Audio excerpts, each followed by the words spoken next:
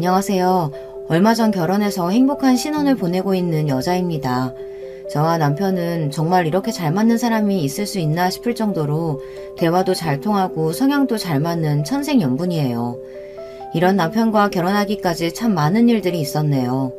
주변의 반대는 물론이고 생각지도 못했던 사건들까지. 항상 재미있게 채널을 시청하고 있기에 제 이야기도 공유하고 싶어 사연을 보내봅니다. 저는 홀어머니 밑에서 자랐습니다. 어머니 외에는 그 어떤 친인척도 없이 자랐어요. 친아버지, 친할머니, 친할아버지는 물론이고 외할아버지, 외할머니조차 얼굴을 뵌 적이 없습니다. 어머니께 형제 자매 또한 없었고 심지어 가까이 지내는 지인이나 친구도 없었어요. 말 그대로 완전히 어머니와 저 둘뿐이었습니다. 덕분에 저는 평범한 어린 시절과는 조금 거리가 있는 학창시절을 보냈어요. 사실 이 사연을 쓰면서 제 학창시절에 대해 어떻게 이야기를 써내려가야 할지 걱정이 많았습니다. 유치원을 다니던 때까지만 해도 제게는 별 문제가 없었어요. 유치원에는 맞벌이 가정인 친구들이 많았고 저뿐만 아니라 많은 아이들이 정규 수업 시간이 끝난 후에도 유치원에서 시간을 보내다 퇴근 후 느지막이 본인들을 찾으러 온 부모님 손에 이끌려 집에 돌아가고는 했습니다. 저희 어머니께서는 항상 일을 하시느라 바빴어요.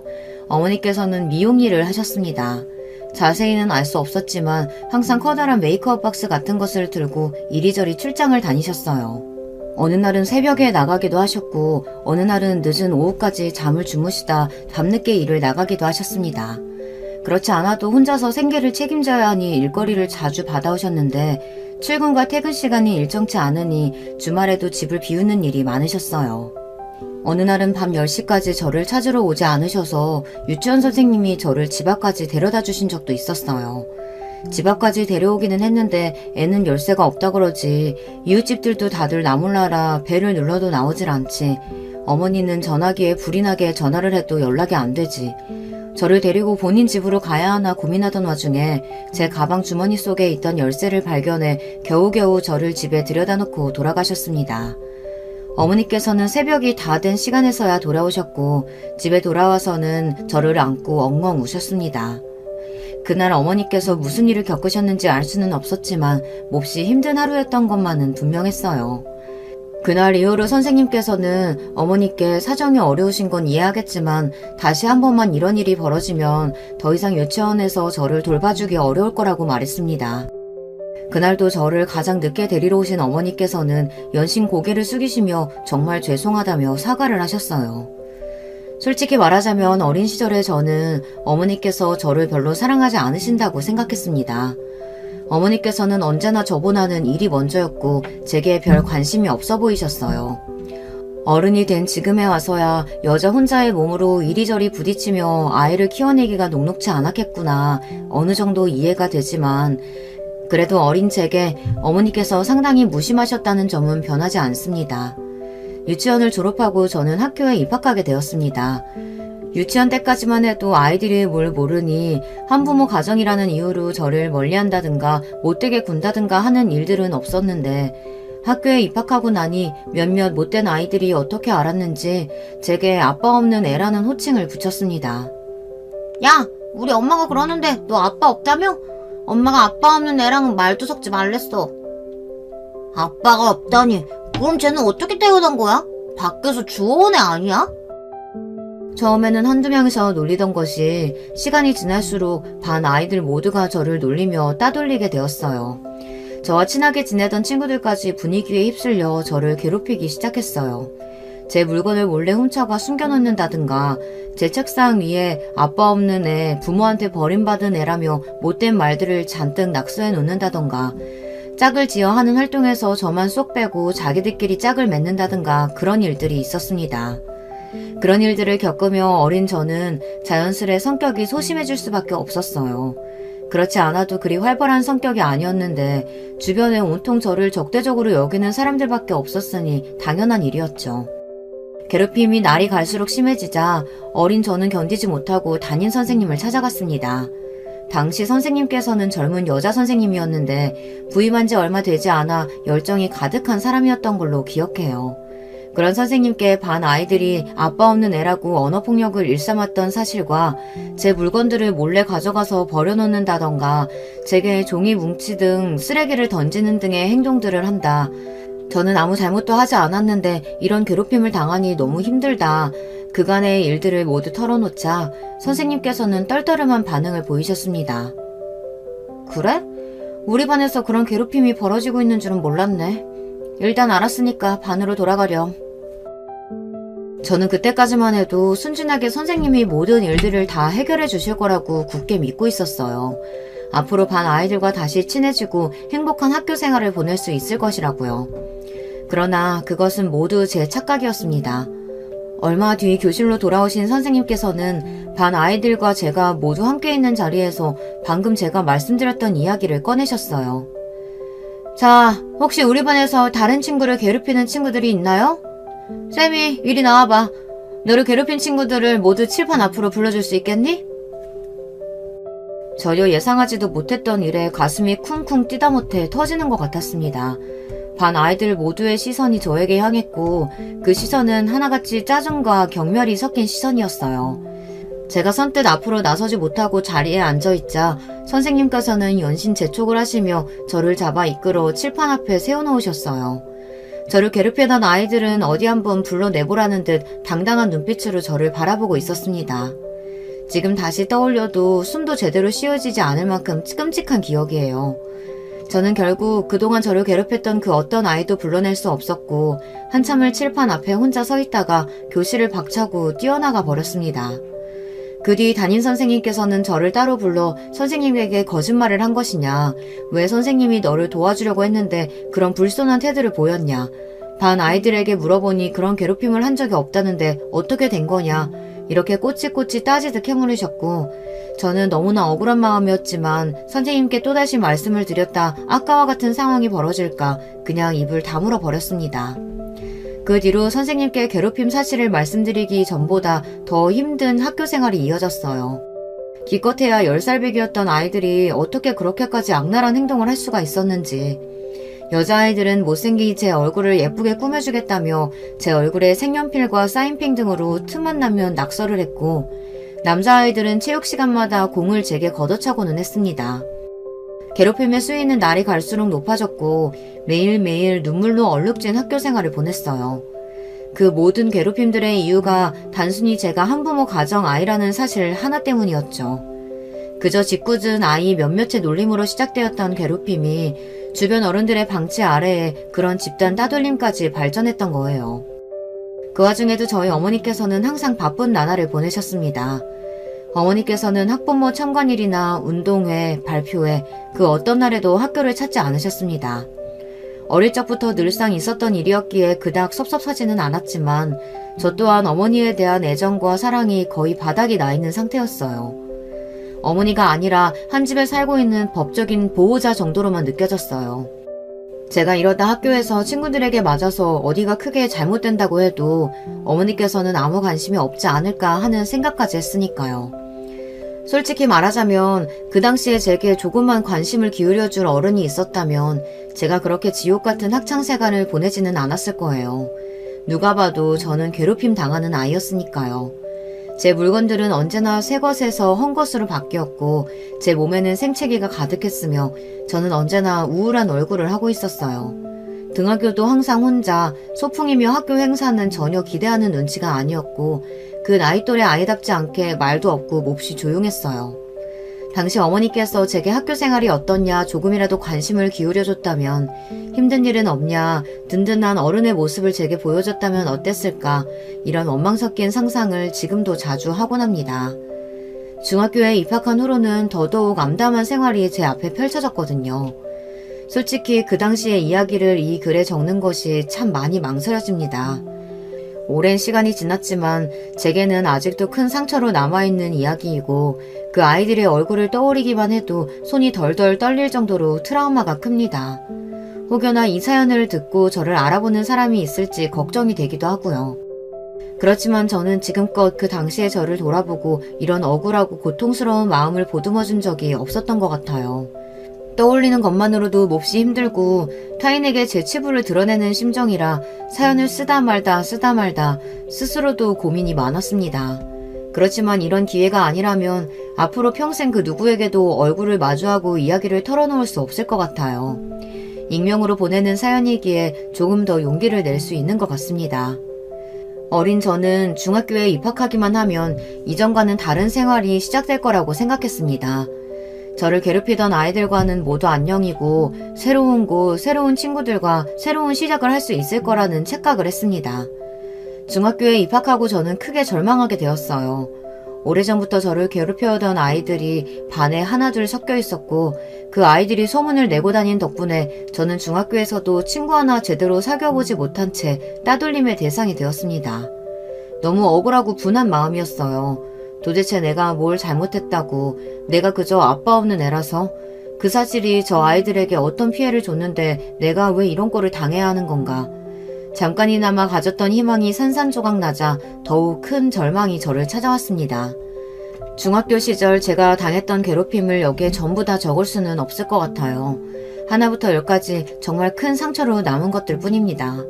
체육 시간에 반 아이들 모두가 제 기구에 장난을 쳐놓고는 제가 다치는 모습을 보고 비웃었던 일, 제 가방을 통째로 소각장에 가져다 버려 울며 가방을 찾아 헤맸던 일, 어머니에 대해 입에 담을 수도 없는 거짓말을 하며 헛소문을 퍼뜨린 일, 전 학교와 마찬가지로 중학교 선생님들께서도 아이들의 괴롭힘에 무관심하셨고 좋지 않은 기억이 있었기에 쉽게 도움을 청할 생각이 들지 않았어요.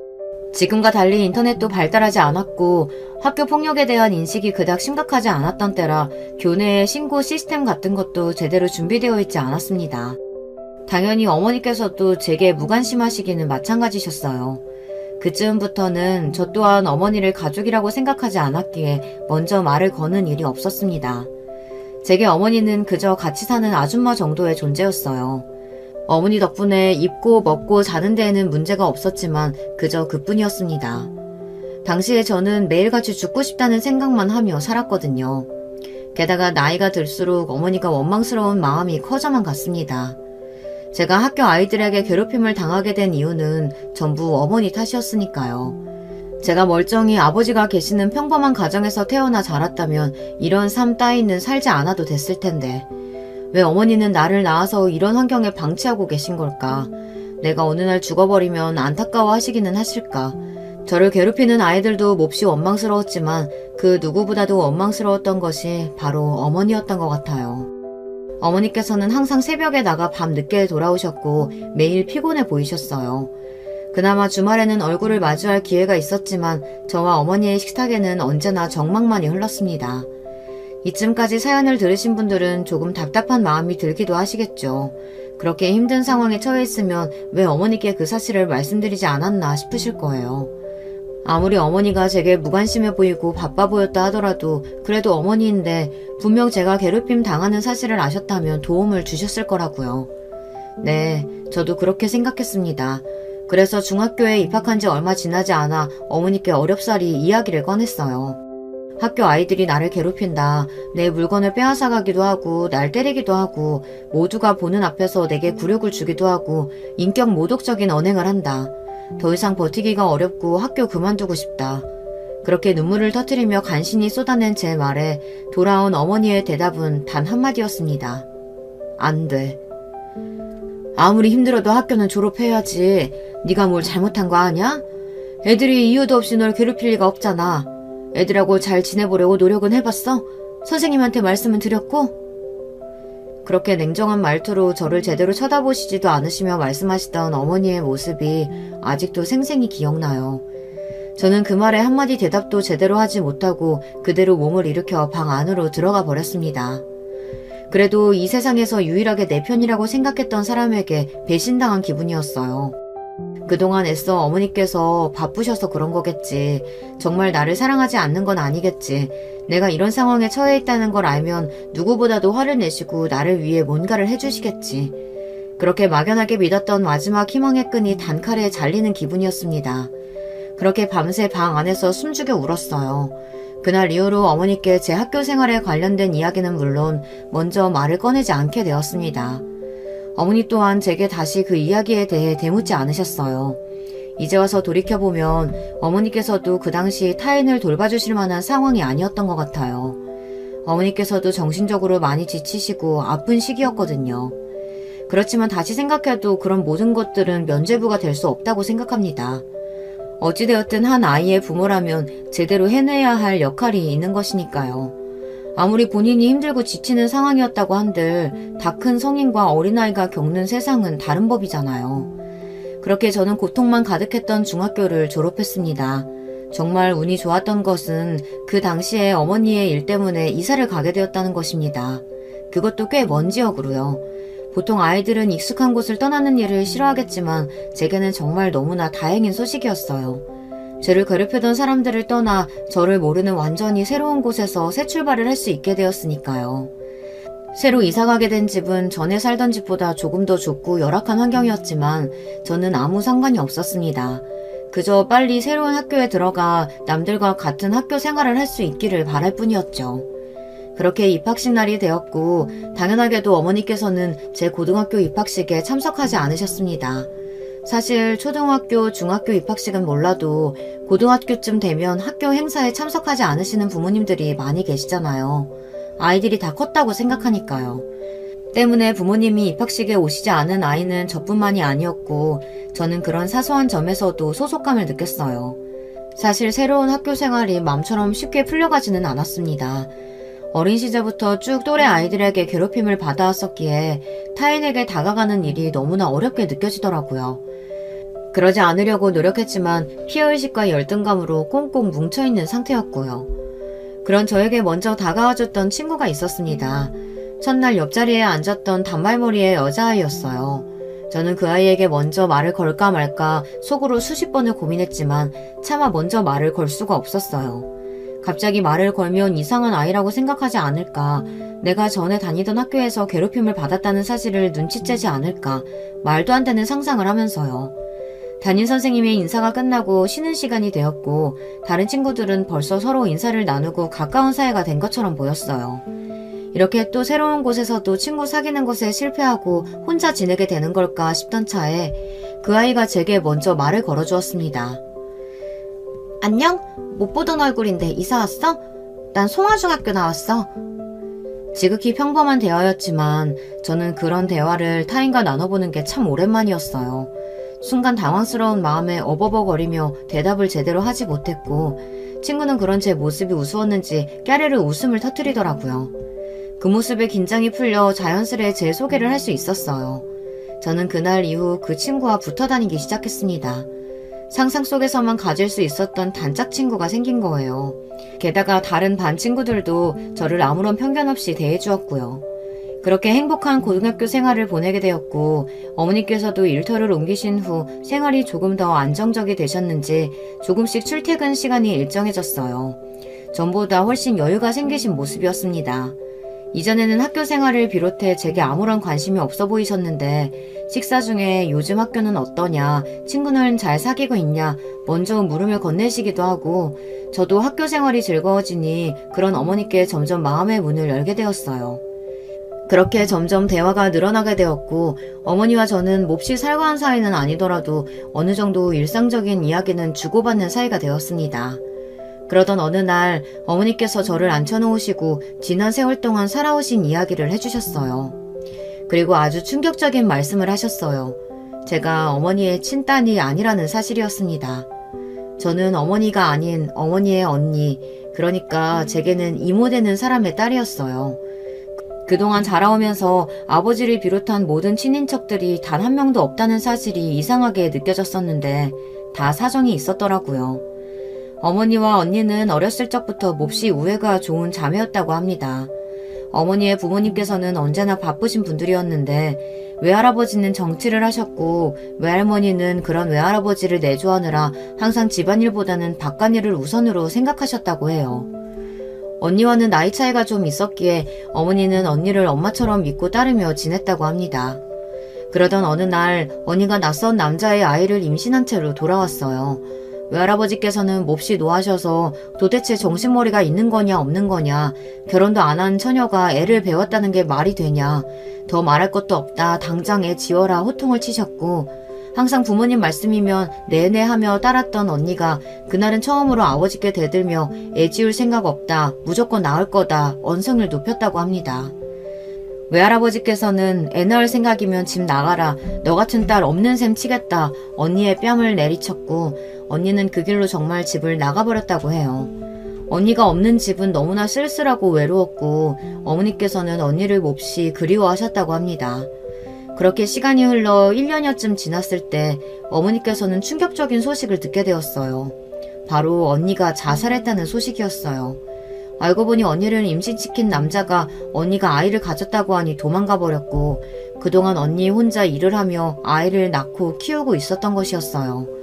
어찌어찌 열심히 살아보려 애썼지만 부잣집에서 곱게 자란 아가씨였던 언니는 그런 본인의 처지를 견딜 수가 없었는지 결국 극단적인 선택을 하게 되었고, 갓난아이였던 언니의 딸은 부모님이 거둬주지 않아 보육원에 갈 처지였다고 합니다. 어머니께서는 도저히 그런 모습을 두 눈 뜨고 볼 수 없었고 결국 저를 데리고 집을 나왔다고 했어요. 언니와 마찬가지로 어머니께서도 평생을 부모님의 울타리 안에서 온실 속의 화초처럼 자라왔기에 막상 사회로 나오니 할 수 있는 일이 없었다고 합니다. 그렇게 시작한 것이 미용 일이었고 정신적으로나 신체적으로나 매일매일이 너무나 힘들었다고 해요. 결혼은커녕 남자를 제대로 만나본 적도 없었던 어머니에게 하루아침에 아이가 생긴 것인데 아무리 죽은 언니를 위한 일이었다고 하더라도 어머니께서 진짜 엄마처럼 저를 사랑해 주시기란 쉬운 일이 아니었겠죠. 게다가 널 보면 언니를 버리고 간 그 얼굴도 이름도 모르는 그 남자가 떠올랐어. 그래서 네가 미울 때도 많았다. 너 때문에 내 인생이 망했다고 생각할 때도 있었어. 그래서 그렇게 내게 모질게 굴었던 거지. 사실 너도 네가 선택한 부모 인생이 아닌데도 그저 원망할 대상이 없어서 너를 원망했던 거야. 완전히 부모 자격 실격인 거지. 매일매일이 지옥같이 힘들고 고통스러워서 모든 걸 다 포기하고 널 버리고 아버지께 돌아갈 생각도 했었어. 그렇지만 지금은 아니야. 나도 이제야 엄마가 될 준비를 마친 거야. 솔직히 어린 마음에 그 당시 어머니의 심정을 전부 이해하기란 어려웠어요.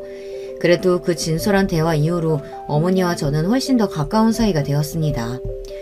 어머니가 내 친어머니가 아닐지도 모른다는 생각은 어렸을 적부터 자주 하던 것이었지만 실제로 친어머니가 아니었다니 마음이 뒤숭숭하기도 했어요. 그날 이후로 저는 저희 친부모님과 외조부님에 대한 궁금증이 생기기 시작했습니다. 외할아버지는 정치를 하는 분이라고 했고 집도 잘 살고 꽤나 유명한 사람이라고 했으니 혹시 내가 아는 사람은 아닐까, 친부모님은 어떤 분들이었을까 하는 생각들이었어요. 어머니께서는 이제 다시는 볼 일 없는 사람들이고 네가 이렇게 잘하는 동안 우리를 한 번도 먼저 찾지 않은 냉혈한들이다. 신경 쓸 것 없다 말씀하셨지만 궁금한 마음은 어쩔 수가 없었습니다. 제게 먼저 말을 걸어준 친구 덕에 저는 고등학교 생활은 무사히 적응할 수 있었어요.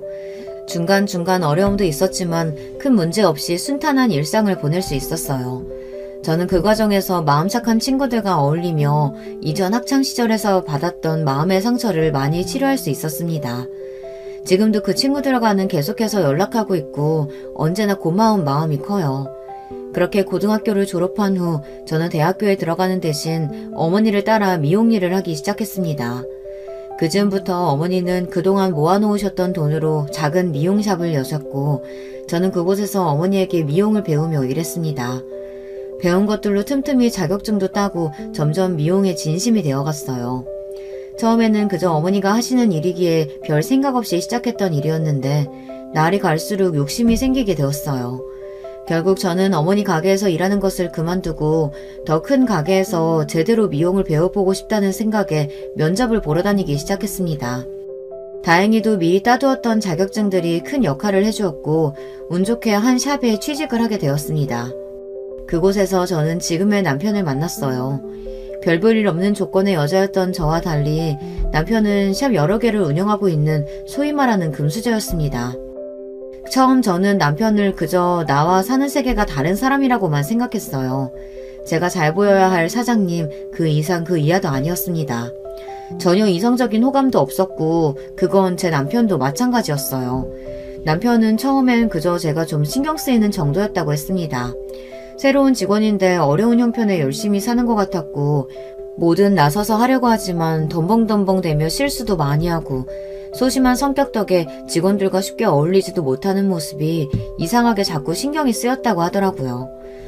어딘가 짠한 동생같이 느껴졌기에 자기도 모르게 하나둘씩 챙겨주고 대화를 나누다 보니 점점 마음이 생기게 되었고 결국 남편은 저에게 먼저 고백을 해왔습니다.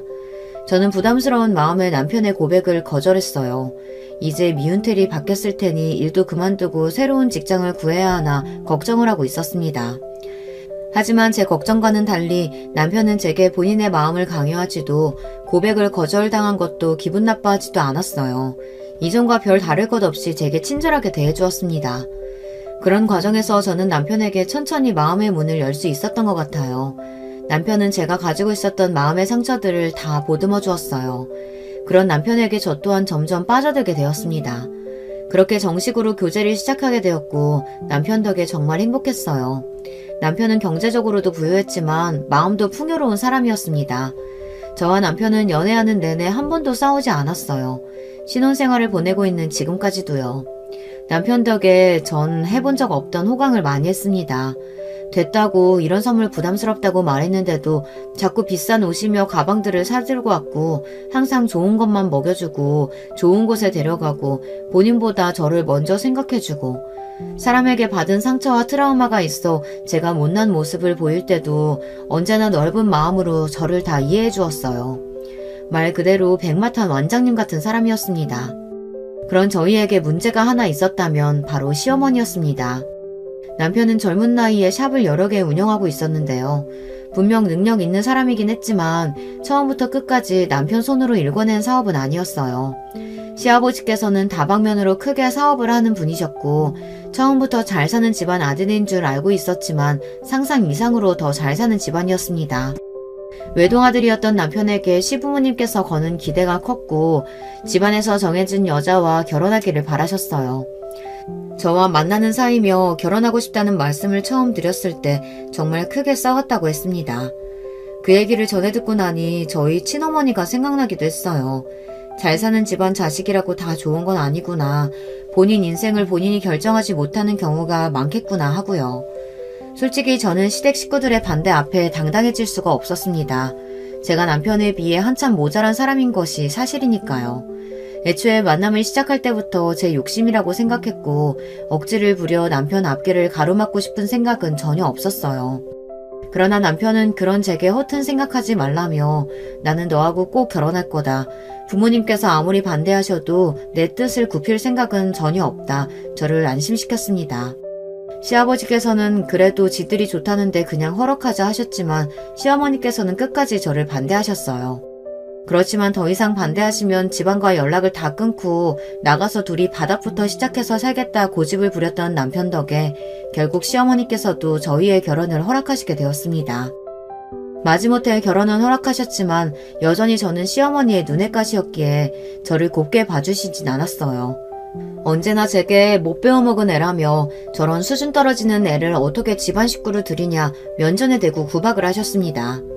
어머니께서도 결혼을 그닥 반기는 눈치는 아니셨어요. 수준 맞는 사람이랑 만나 둘이 행복하게 결혼하고 살았으면 좋겠는데 꼭 그렇게 어려운 길을 가야겠냐. 너희 친어머니 얘기도 해주지 않았었냐. 사람이 너무 욕심을 부리면 안 되는 법이라면서요. 그렇게 순탄치 않은 결혼 준비였는데 상견례 자리에서 일이 터졌습니다. 시어머니께서 어머니를 너무 무시하는 바람에 어머니가 결국 참지 못하고 언성을 높이신 거예요. 당신 애들만 이 결혼 반대하는 줄 알아? 나도 당신들 같이 돈만 많고 사람 무시하는 집안이랑은 상정도 하기 싫어. 돈이면 단 줄 알아? 나도 돈 있을 만큼 있어 봤어. 세상엔 돈보다 중요한 게 있는 거야. 뭐야? 못 배워먹은 집안 아니랄까봐 어디서 반말을 찍찍하면서 사람한테 삿대질을 하는 거야? 사람이 없으면 고개를 좀 숙일 줄도 알아야지. 가진 건 쥐뿔도 없는 주제에 자존심만 세가지고는. 두 사람 다 지금 상견례 자리에서 뭐 하시는 겁니까? 애들 보기 부끄럽지도 않아요? 결국 상견례 자리는 엉망이 되었고 시어머니께서 저런 집안과는 절대 결혼 못한다며 파혼을 선언하셔서 파토가 날 뻔했어요. 그렇지만 언제나 과묵하시던 시아버지께서 나서서 이제 좀 그만하라며 아들이 좋다고 하고 사돈 말대로 돈이 다가 아니지 않느냐. 저렇게 심지 곱고 올곧은 사람이면 애도 잘 키웠을 거다. 더 이상 왈가왈부 토달지 말고 결혼시키라 못을 박으셨어요. 결국 저희는 그날 날짜를 잡게 되었습니다. 그렇게 말도 많고 탈도 많았지만 앞으로 일이 순탄하게 풀려갈 일만 남았다고 생각했어요. 그렇지만 결혼을 한 달가량 남겼던 어느 날 저희 어머니께서 갑작스레 제 곁을 떠나시게 되었습니다. 사이는 위암이었고 알고 보니 어머니께서는 오래전부터 투병을 해오셨지만 그 긴 시간 동안 제게 아무런 티를 내지 않으셨던 것입니다. 어떻게 그 긴 시간을 힘든다는 말씀 한마디 하지 않고 혼자서 버텨오셨던 건지. 암을 발견했을 때 이미 말기였기에 굳이 수술을 한다거나 더 이상의 연명치료를 하지 않고 고통을 줄여주는 진통제만으로 버티며 담담히 죽음을 받아들이셨다고 했어요. 그렇게 저는 하루아침에 천의 고아가 되었습니다. 어머니께 저는 처음부터 끝까지 마음의 짐만 되는 존재였다는 생각을 지울 수가 없었어요. 어머니가 많이 원망스럽기도 했지만 그만큼 어머니께 많이 기대고 있었고 세상 하나뿐인 가족이었던 어머니를 정말 많이 사랑했습니다. 어머니께서 암이라는 사실을 혼자서 아시고 긴 시간 동안 버티시는 동안 저는 남편과 연애하며 결혼할 생각에 들떠있기만 했다니 죄책감과 죄송함이 이루 말할 수 없었어요. 어머니의 장례를 준비하면서 너무나 슬펐습니다. 그런 제게 남편은 결혼을 미루자는 이야기를 꺼냈습니다. 마음 추스르고 어느 정도 주변 정리가 되었을 때 결혼하는 것이 좋을 것 같다면서요. 시어머니께서는 옳다구나 하고 그래 이 기회에 좀 더 진지하게 결혼에 대해 다시 고민해보라며 너희 어머니께서도 이 결혼 반대하시지 않았냐. 하늘에서 얼마나 슬퍼하시겠냐. 말도 안 되는 소리를 짓거려댔습니다. 평생 주변의 모든 사람들과 인연을 끊고 저만을 위해 살아오셨던 분이니 장례식장에는 어머니가 운영하셨던 가게와 관련된 사람들만이 몇몇의 화환을 보내주었어요. 다른 식장에 비해 썰렁한 분위기였습니다.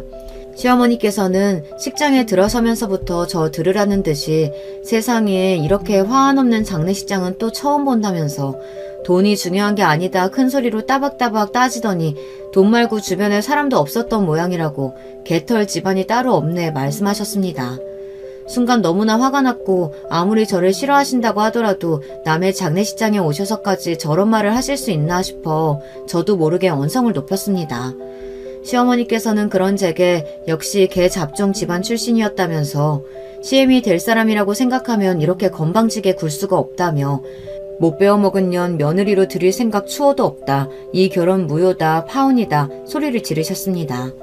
그쯤 되니 저도 더 이상 참을 수 없었기에 이런 취급을 받을 바에 저도 결혼 안 하겠다고 소리를 지르려던 찰나 조용하던 식장 입구에 갑자기 인기척이 느껴지더니 정장을 입은 남자들이 우르르 몰려 들어오기 시작했습니다.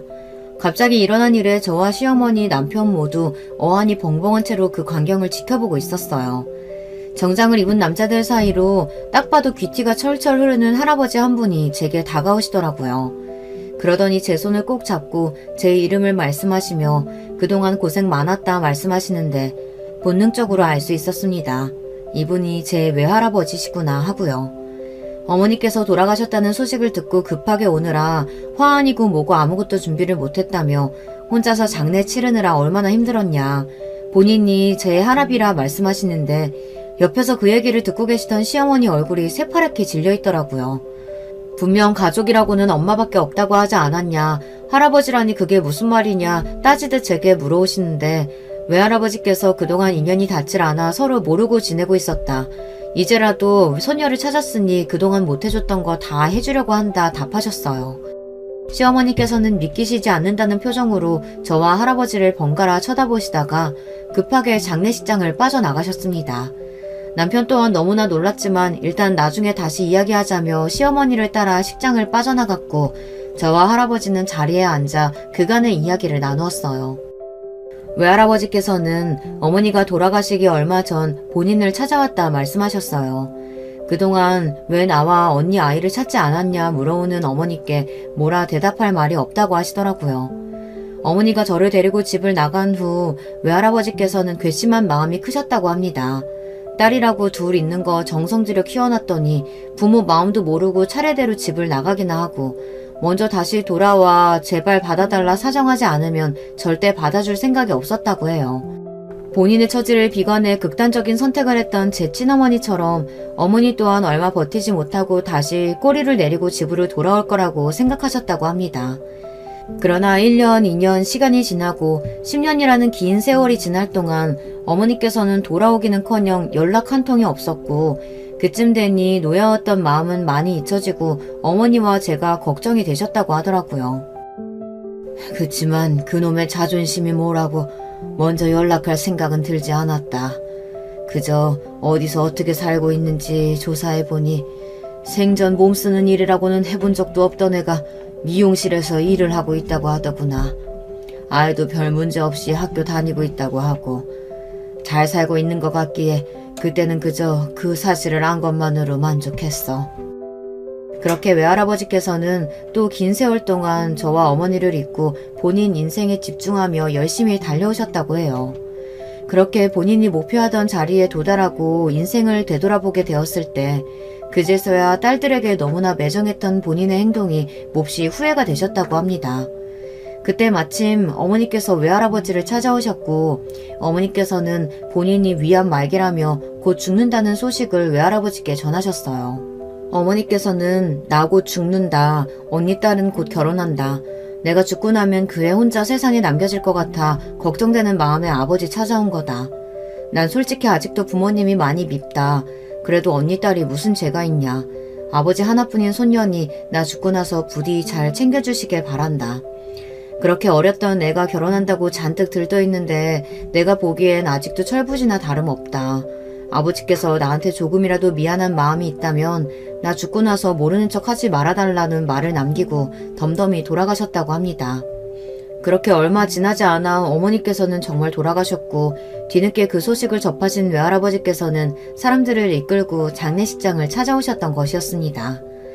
저는 정치에 관심이 없어 잘 몰랐지만 외할아버지께서는 제 생각보다 훨씬 더 유명하신 분이었어요. 사연에 실명을 언급할 수는 없지만 아마 여러분께서도 수도권에 살고 계시다면 한 번쯤 들어보셨을 만한 분이실 겁니다. 어머니께서 잘 사는 집에서 태어나 자랐다고 하셨을 때 잘 살아봤자 아마 시댁이랑 비슷한 수준이겠거니 막연히 생각만 했었는데 알고 보니 비교도 되지 않는 다이어수저 집안 출신이었어요. 그런 부귀영화를 뒤로하고 죽은 언니를 위해 맨몸으로 애 하나 데리고 나와 평생을 고생만 하다 쓸쓸하게 돌아가셨다니. 어머니가 원망스럽기도 하고 한때는 남보다 못한 사이라고 생각했지만 모든 사실을 다 알게 된 지금은 너무나 감사하고 죄송한 마음이 큽니다. 저를 위해 어떤 희생을 하셨는지 어떤 조건들과 행복한 인생을 뒤로하고 저를 선택하셨던 것인지 이제는 다 알고 있으니까요. 그렇게 장례식이 마무리되고 외할아버지께서는 괜찮다고 손사래를 치는 제게 결혼 축하 선물이라며 최고급 아파트와 함께 제가 운영할 수 있는 미용샵을 오픈해 주셨어요. 사실 저만의 가게를 가지는 것은 오래전부터 꿈같은 일이었는데요. 지금도 현실이 믿기지가 않아요. 어머니를 잃은 슬픔이 채 가시기도 전에 새로운 가족이 생겨 얼떨떨한 기분입니다. 장례식장에서까지 개 잡종 집안인의 모내에 큰 소리를 떵떵 치시며 파혼을 외치시던 시어머니께서는 지금은 완전히 다른 사람이라도 되는 듯 제 앞에서 설설 기고 계세요. 정확히는 모르지만 알고 보니 외할아버지께서 시아버지 사업에 도움을 많이 주신 분이었다고 하더라고요. 솔직히 아직도 실감이 나질 않아요. 드라마에서나 보던 일이 제게 실제로 일어나다니. 학창시절 친구들에게 아빠 없는 애라고 괴롭힘받으며 지냈던 때만 해도 제가 세상에서 제일 불행한 사람이라고 생각했거든요. 멋있고 부자인 아버지께서 어느 날 왕자처럼 제 앞에 나타나 저를 구해주는 상상을 매일 밤 하며 잠들었어요. 그런 상상을 하면서도 절대로 일어날 일이 없다는 것을 스스로 알고 있었기에 참 비참했었는데 철없는 어린애가 하던 상상 속에서나 일어나는 일이 정말 현실에서 벌어지다니요. 남편은 정말 잘 됐다며 이제라도 가족을 찾아서 다행이다 진심으로 저를 축하해 주었어요. 시아버지께서도 다른 사람도 아니고 본인 사업에 큰 도움을 주신 외할아버지의 손녀였다니 정말 운명이라는 것이 존재하는 모양이라며 앞으로 한 가족처럼 잘 지내보자 제 등을 토닥여 주셨습니다. 애초에 시아버지께서는 제 결혼을 크게 반대하시지 않는 분이셨으니 제가 외할아버지의 손녀라고 해도 크게 태도가 변화지지 않으셨어요. 시어머니 쪽은 이야기가 좀 많이 다르지만요. 그동안 제게 막말과 폭언을 쏟아내며 매사에 구박을 일삼았던 시어머니께서는 살얼음판을 걷는 기분이신 모양입니다. 제가 외할아버지께 그동안의 시어머니의 만행을 전부 다 일러바치고 복수라도 할까봐 걱정이 되시는 거겠죠.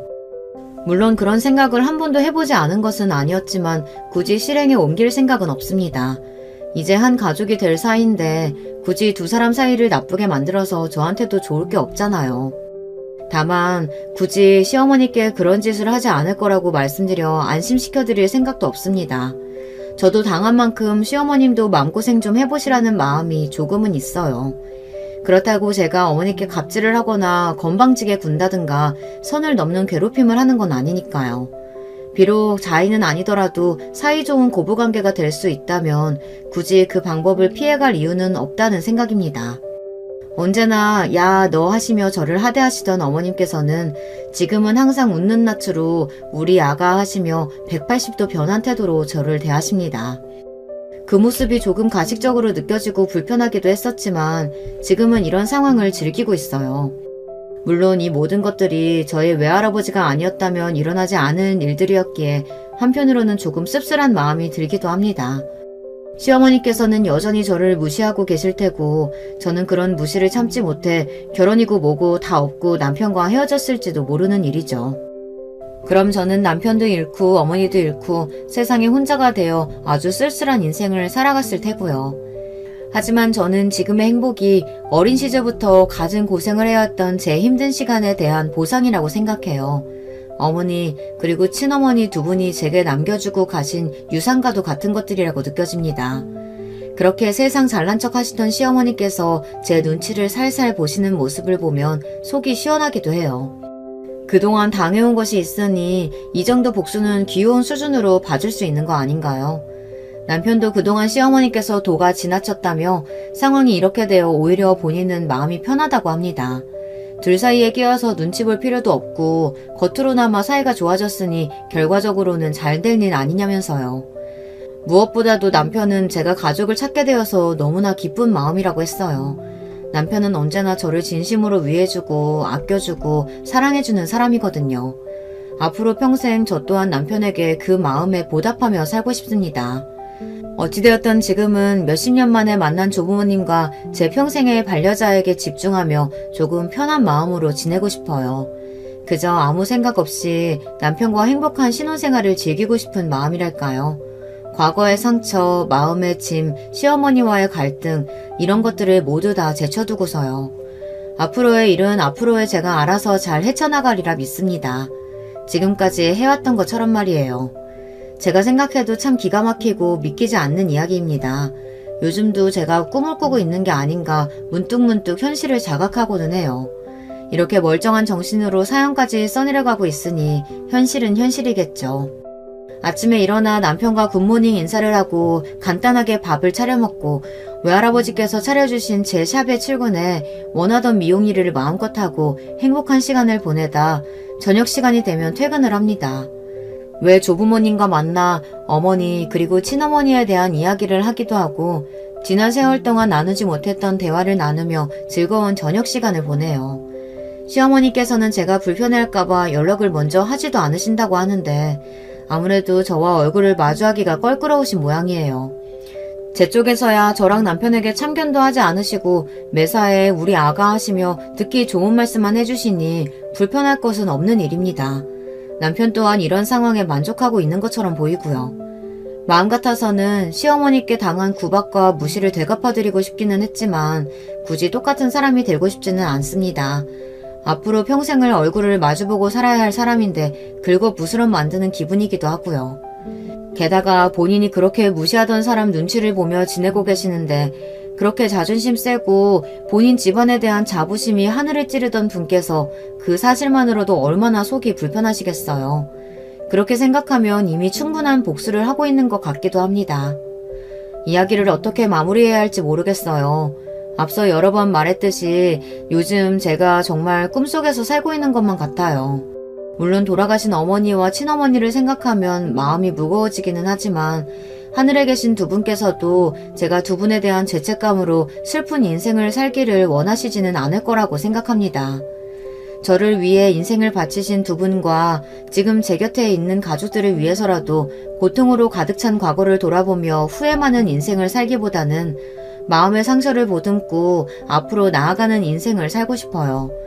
남들은 멋있게 글을 마무리하던데 저는 마지막 부분에서 한참을 써내려가지 못하고 망설이고만 있네요. 거창한 인생의 가치관이나 교훈 같은 걸 남기기에는 제 스스로 아직 부족한 사람이라고 느껴져서요. 저도 아직 인생을 다 살아본 것은 아니기에 어떻게 살아라, 어떻게 해라 이런 이야기는 쉽게 남기기가 어렵네요. 다만 확실한 것은 과거에 갇혀있지 않고 언제나 앞을 바라보며 사는 사람이 되고 싶다는 제 다짐입니다. 여기까지 제 이야기 들어주신 모든 분들께 감사드려요. 언제나 행복하고 평안한 일상만이 가득하시길 바라겠습니다. 여러분, 두 번째 사연 시작하기 전에 좋아요, 구독 꼭 눌러주실 거죠? 그럼 두 번째 사연 바로 시작합니다. 안녕하세요. 저는 요새 머릿속이 하도 복잡하고 가슴은 꽉 막힌 듯 답답한 상태를 안고서 지내고 있는 사연에 빠지다 여성 애독자입니다. 저라는 사람의 배경을 먼저 설명해보자면 어렸을 적에 아버지를 잃고 홀어머니 아래에서 자랐습니다. 편부모 가정이었죠. 형제는 오빠가 한 명이 있고요. 아버지는 허망하게도 새벽 어두운 시각에 뺑소니 사고를 당하셔서 집에서 불과 100m도 떨어지지 않은 곳에서 돌아가셨습니다. 그때 제가 초등학교 1학년 입학한 지 얼마 안 되었을 때였네요. 친정엄마는 어린 자식들을 홀로 키우실 생각에 무척 막막해 하셨어요. 친가는 원체 가난한 편이었고 외가도 썩 사정이 좋지 못했는데 각자 가정들을 건사하며 살아가기 바쁘다 보니 저희에게 도움을 줄 만한 집은 없었던 것 같아요. 그때 딱 한 집이 저희에게 손을 내밀었으니 바로 친정엄마의 친언니 되시는 제 큰 이모셨습니다. 경자야, 내가 인맥이 좀 있어서 부동산 개발 쪽으로 정보 가지고 있는 거 너도 내가 일전에 말 흘린 적이 있어서 알고 있지? 언니. 지나가듯 언뜻 들은 말이었지만 기억은 하고 있어. 그런데 그건 왜? 고급 정보라면 언니도 조심스럽고 욕심나는 걸 텐데. 나도 당연히 욕심나지. 이번에 뜬 정보대로라면 이거 완전 노다지야. 근데 나만 좋게 살자고 할 순 없는 상황이잖아. 너 지금이라면 돈 좀 쥐고 있는 거 있지? 제부 그렇게 되고 나서 제부가 다니던 회사에서 위로금 나온 거 있을 테니까. 그거라면 당연히 아직 있지. 그래서 지금 당장은 먹고 살 걱정이 없는데 앞으로 애들 키우고 살 생각하니까 미래를 보면 그게 막막해서 두려울 만큼 걱정돼. 지금 가진 돈으로 얼마나 버틸 수 있을까 싶기도 하고 내 주제에 좋은 직장이나 과연 잡을 수 있을까 그런 회의감도 들어. 내가 경자 너 그런 생각하고 있을 줄 알았어. 얘 잔말 말고 이 언니만 믿고 그 돈 다 투자해. 이 언니가 내 동생하고 조카들 아주 그냥 돈방석 올려줄 테니까. 정말이야 언니? 나하고는 다르게 언니는 워낙 아는 사람도 많고 활동도 많이 하니까 그간 왠지 다른 세상 사람처럼 느껴질 때도 사실 종종 있었는데 갑자기 이렇게 손 내밀어주고 좋은 기회 주면서 도와줘서 정말 고마워. 물보다 진한 게 피 아니겠어? 가족도 따 뭐 하겠어? 국 끓여 먹을 거야? 이럴 때 가족 찬스 쓰는 거야. 경자야, 너 지금 가지고 있는 전 재산으로 엄청난 부자 한번 돼보자.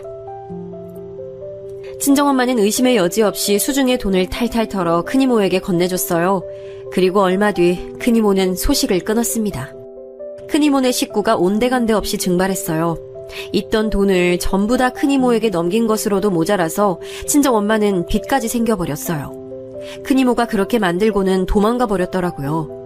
당시 건강이 안 좋으셨던 외할아버지께서는 큰이모의 천인공노할 행각을 아시고 충격으로 쓰러지신 뒤 그대로 세상을 떠나셨습니다. 외할머니께서도 이후 건강이 급격히 악화되셨고요.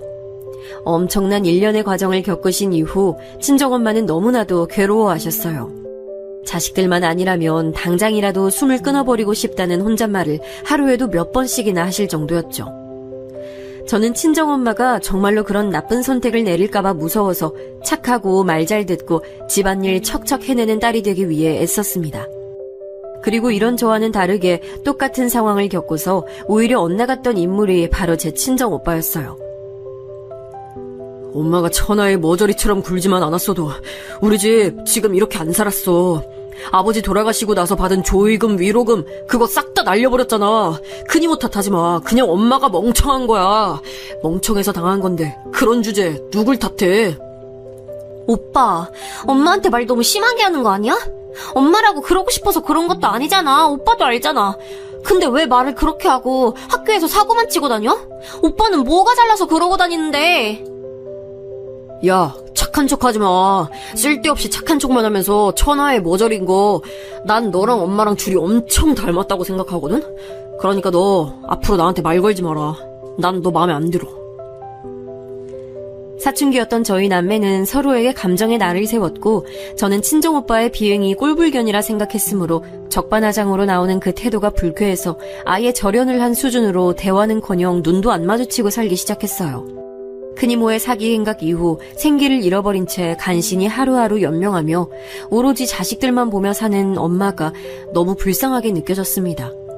그런 엄마의 처지도 알아주지 않고 끊임없이 자잘한 사고만 쳐대는 오빠가 정말 싫었고요. 그런데 엄마는 그런 당신의 아들을 크게 나무라지 않으셨어요. 그저 모든 게 당신의 잘못이겠거니 생각을 하실 따름이었죠. 그럴수록 저는 오빠가 싫어졌고 남매 간의 우애가 완전히 단절된 채로 시간이 흘렀습니다. 돈 잃고 빚까지 졌던 탓에 저희 집은 아주 어렵게 살아오다가 제가 결혼할 때쯤 돼서야 여유로워졌어요. 참고로 오빠가 저보다 먼저 장가를 들었고요. 결혼 상대를 저는 결혼식장에서나 처음 봤습니다. 상견례 자리에도 저는 안 나갔거든요. 그건 오빠 쪽도 마찬가지였어요.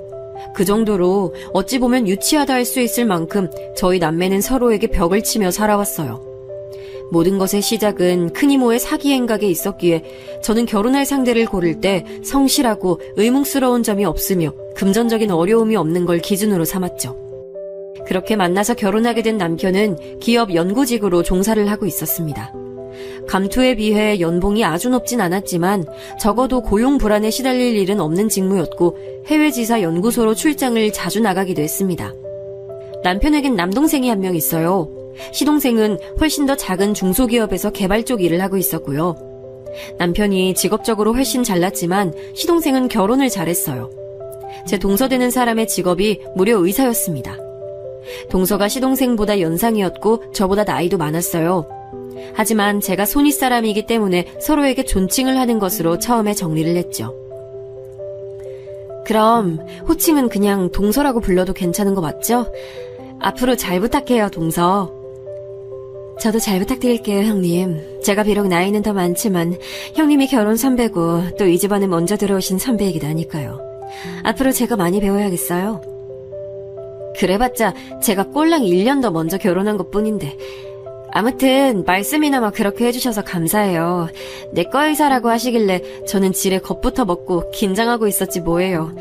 사람들이 보통 아파서 병원에 간다고 하면 다 내과 가는 건데 그만큼 정말 대단하신 것처럼 느껴지더라고요. 제가 순수한 감탄을 내뱉다가 동서 뒤쪽에 시어머니와 눈이 딱 마주쳤습니다. 그날은 동서가 시댁에 인사를 온 날이었기 때문에 시어머니 또한 함께 계셨던 것이죠. 동서가 보는 앞에서 시어머니께서 저에게 이렇게 말씀을 하시더라고요. 넌 죽었다 깨어나도 못 다다를 경지에 있는 귀한 몸이시니까 대할 때 늘 황송하게 대하고 네가 윗사람이라고 해서 괜히 뻗대고 우스댈 생각은 애초에 하지를 말어. 허울로만 윗사람이지 사실상 네가 우리 작은 애보다 위인 건 하나도 없잖아. 안 그래? 그 순간 제가 대답할 단어도 찾지 못한 채 얼굴이 뜨거워진 채로 입을 꾹 다물고 말았어요. 민망했고 수치스러웠습니다. 굳이 동서가 보는 앞에서 그런 적나라한 말씀을 제게 하셨어야 했는지 원망이 들었네요. 게다가 저는 한 번도 우리 큰애라는 식으로 칭해주신 적 없으시면서 동서에겐 단박에 우리 작은애라고 지칭해주시는 것에 서운한 마음이 밀려왔어요. 의사 며느리인 동서는 쌍수를 들고 환영하며 반기셨으나 그 이전에 들어온 별 볼 일 딱히 없는 며느리인 저는 어머니께서 썩 반기지 않으셨던 전적이 있었습니다. 우선 제가 편부모 가정에서 자란 사람이라는 것부터 마음에 안 들어 하셨고요. 상견례장 때는 코빼기도 안 비추더니 결혼식장에 뚱하게 모습을 드러낸 제 친정 오빠를 보면서 남매가 저렇게 사이가 안 좋은데 부부관계는 과연 좋겠냐고 하시면서 투덜거리셨어요. 그리고 제가 남편하고 처음 만나서 연애를 하게 된 계기가 지인 소개를 통해서였거든요. 그 얘기를 들으시더니 시어머니께서는 펄쩍 뛰셨죠. 뭐야? 지인이 다리를 놔줘서 처음 인연을 맺은 거였다고? 그 지인이 대체 누구야? 내가 당장에 따져 물으러 가야겠어. 어디 눈깔이 삐어서 우리 집 장남을 저딴 거지 같은 여자한테 갖다 대려고 소개를 시켜줬다는 거야. 그 지인이란 놈팡이 사는 데가 어디야? 엄마, 자식 결혼 가지고 장사라도 하시려는 속셈이신 거예요? 아니, 결혼은 제가 하는데 엄마에게 손 벌릴 생각도 없는데 왜 이렇게 난리를 치세요? 엄마, 자꾸 이러시면 제가 당황스럽고 부끄러워요. 남편이 짜증스럽게 지적을 하고 나서야 시어머니께서는 그 입을 마지못해 닫으셨죠. 저는 초장에 그런 시어머니의 모습만 봤었기 때문에 의사 동서를 맞이하시는 그 모습이 너무 낯설고 기가 막혔어요. 제가 1년 가까이 되는 기간 동안 열심히 시어머니께 효도를 한다고 해드렸건만 의사 동서는 단지 존재하는 것만으로도 제가 이룬 1년을 그냥 이겨버리더라고요. 내가 옛날부터 노래를 불렀던 게 바로 의사인 걸 다들 알려나 모르겠네. 오죽했으면 내가 우리 집 장남이 공부에 소질 있다는 거 알았을 때 즉각 전국 팔도 절이란절은 다 돌면서 아들 의사 만들어주세요 이렇게 기도를 올렸을까, 응? 근데 정작 본인이 의사 되는 거에 흥미가 없었으니 말짱 도루묵이었고, 아유, 시간이 흘러서 집안에 의사가 이런 방법으로 생길 줄이야. 아유, 그때 내가 기도하고 다녔던 게 효과가 있었네. 며느리를 의사로 맞다니 이게 꿈이야, 생시야. 아우, 난 몰라. 시어머니께서는 일찍이 의사에 대한 로망이 있으셨나 봐요. 동서 직업만으로도 흐뭇해서 어쩔 줄 몰라 하셨죠. 시어머니께서 자꾸 비행기 태워주시며 온갖 호들갑을 떠시니까 시간이 지날수록 동서도 제 앞에서 점차 의기양양해 보이는 얼굴을 하더라고요. 분명 처음엔 그런 인상이 아니었는데 점점 제 앞에서 우쭐거리는 표정을 짓는 것에 기분이 참 미묘했습니다. 아예 이런 상황을 제가 안 보고 살 수 있다면 별로 상관이 없었을 텐데 저희 부부가 입주를 기다리는 집에 들어갈 수 있는 시기와 원래 살고 있었던 월세집의 만기가 너무 동떨어지는 바람에 부부는 어쩌다 보니 시댁에 들어가서 지내게 됐어요. 한마디로 제가 시어머니와 같이 살게 됐다는 것이죠.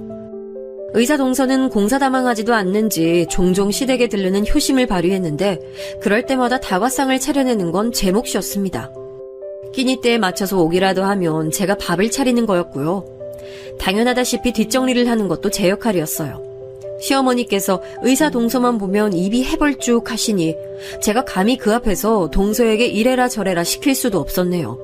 그런 와중에 또 동서가 임신을 했어요. 어느 날 초음파 사진을 들고 왔는데 태아 사진이었습니다.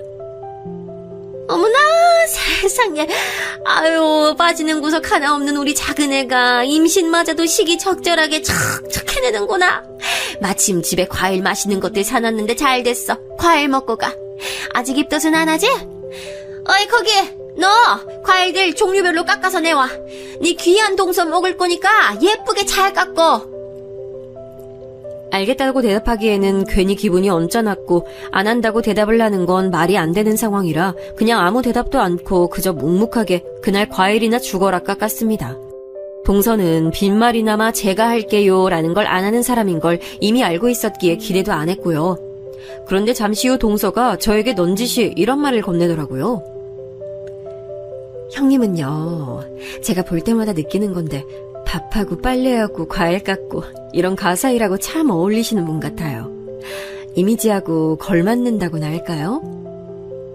아, 그거 칭찬이죠? 고마워요, 동서. 제가 어렸을 때부터 저희 친정엄마 도와서 이런저런 일 많이 했더니 손이 좀 야무져요. 이걸 이렇게 받아주시다니. 아, 형님 참 긍정적이시네요. 세상 사는데 고민이 하나도 없으시겠어요. 원래 사람이 너무 똑똑하고 뛰어나도 그만큼 세상 바라보는 시각이 골치 아파지고 스트레스 받는 분야도 늘어나는 거거든요. 제가 그래서 갖가지 일로 늘 생각이 많은 스타일이죠. 이런 저와 정반대 사람이 바로 형님 같아요. 저도 형님처럼 단순한 사람이었다면 어떻게 살았을까 하는 궁금증이 일어나네요. 저기요, 동서. 저보다 많이 배우고 많이 잘난 건 알겠는데 사람 면전에 대고 그런 말을 하면 듣는 입장에서는 이거 지금 나를 비꼬는 건가? 비웃는 건가? 이런 생각이 들 수밖에 없어요. 그것도 살살 웃음치면서 말을 하면 더 오해가 쌓이는 거고요. 똑똑한 사람한테 제가 이런 충고 날리자니 민망하긴 한데 아무튼 주의해 주셨으면 좋겠어요. 아, 네, 그렇군요. 네네, 알겠습니다, 형님. 제가 주로 환자만 상대하면서 지내다 보니 속마음을 그대로 꺼내는 일이 참 힘들고 드문데 저도 모르게 형님이 성격 좋아 보이셔서 편하게 느껴지는 바람에 진솔한 속마음이 튀어나갔나 봐요. 양해 부탁드려요.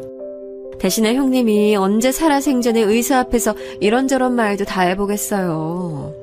저 덕분에 좋은 체험도 해보시는 거니까 여하튼 좋게 생각하세요. 자꾸 속닥거리면서 동서가 말을 하는데 은은하게 열이 받더라고요. 여자들끼리 사이에서 통하는 은근한 기싸움 같았달까요? 이게 별거 아닌 것 같아도 신경 되게 피곤했습니다. 한쪽은 시어머니, 한쪽은 의사동서. 그 사이에서 제가 명확한 약자라면 약자인 위치였어요. 은근하게 불임을 당하면서 지내는 동안 그래도 저는 이 생활이 영원하지 않을 것이라는 것에 위안을 얻었으며 친정엄마에게 이런 제 일상을 미주알고주알 떠드는 재미도 있었습니다. 아유, 내가 여차하면 사부인께 연락해서 한마디 할까?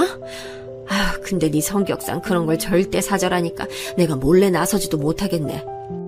그런데 너, 네 오빠랑 아직도 대면대면하고 안 보고 사는 것까진 나도 반쯤 포기했지만 네 새언니하고 여자들끼리 자매처럼 잘 지내라는 내 말은 지키고 있는 거지?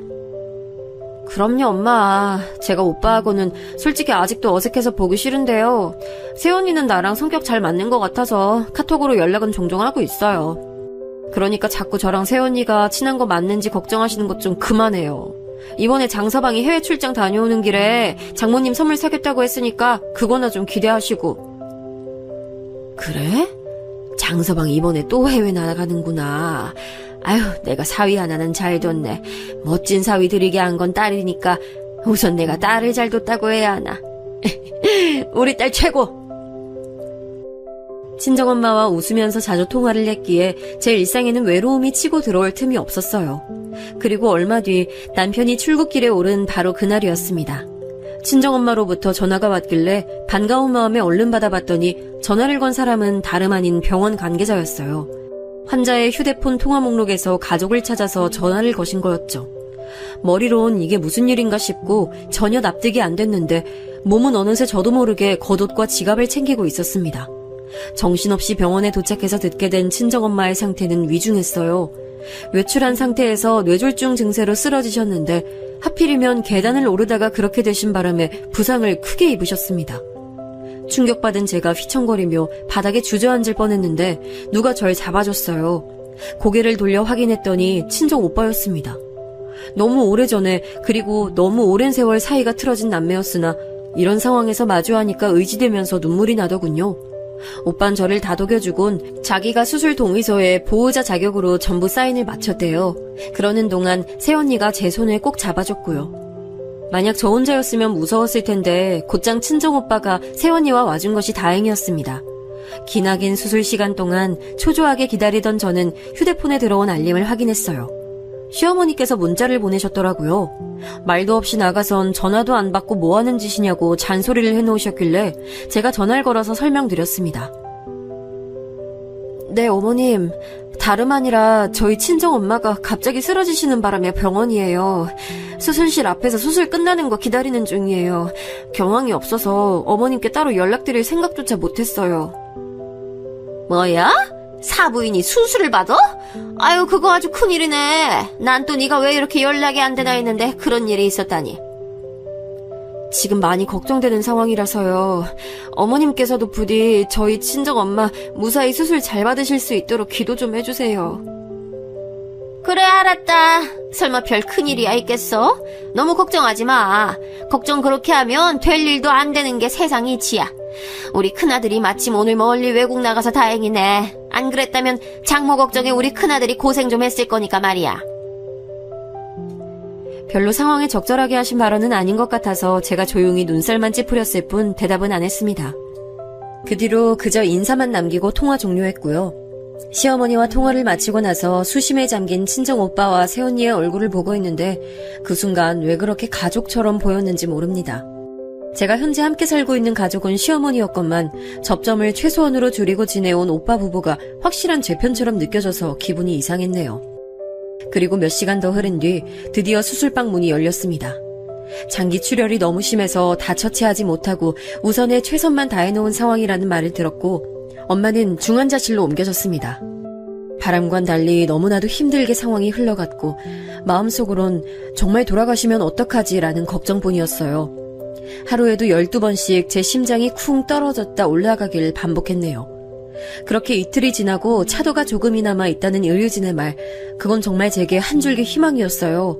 엄마가 수술 뒤 중환자실에 들어간 이후로 제가 처음으로 입가에 미소를 띄었습니다. 엄마, 제발 조금만 더 힘내서 버텨줘요. 이대로 떠나기엔 엄마도 너무 억울하고 한만 많은 인생이잖아. 이제야 편하게 빛 좀 보려고 하는데 설마 이렇게 떠나실 건 아니죠? 기분 탓이었을까요? 엄마 안색도 한결 나아 보였어요.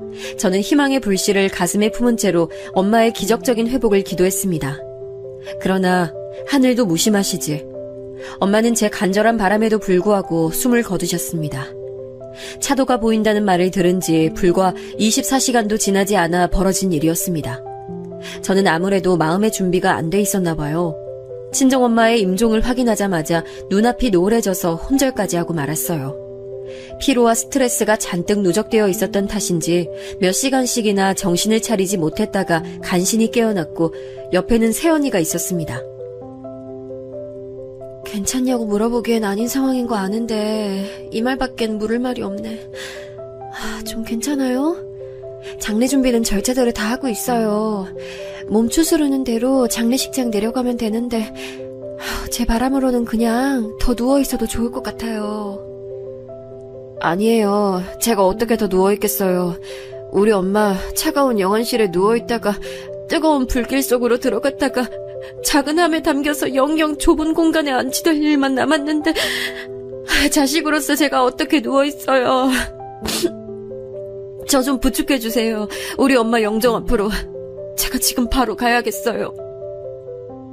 입에서는 속사포처럼 말이 줄줄 튀어나갔어요. 그 몽롱하고 멍한 정신으로 어떻게 그런 말을 다 내뱉고 새언니와 함께 장례식장까지 갔는지 저도 의문입니다. 몸과 마음은 만신창이가 됐지만 마치 본능에 따라서 그렇게 했나 봐요. 오빠는 침통한 얼굴로 아무 말 없이 제 어깨를 몇 번 두드려줬습니다. 혈육이기에 알 수 있는 것인데 오빠는 애써 건조한 눈가를 유지하고 있었지만 울고 있는 셈이나 다름없었어요. 그 떨리는 눈동자, 부자연스럽게 힘이 들어간 인매만 봐도 속으론 오열하고 있는 걸 알 수 있었네요. 이 세상에서 지금 이 순간 제 아픔과 슬픔을 가장 이해할 수 있는 존재가 친정오빠라는 사실을 느낄 수 있었습니다. 역시나 가족은 가족이란 생각을 했네요. 제가 혼이 빠져서 친정엄마의 영정사진을 보며 눈물 짓고 있는 사이 친정오빠는 조문객들을 응대하며 조금도 쉬지 않았습니다. 우리 엄마 마지막 가시는 길에 그래도 오빠가 자기 최선을 다하는구나.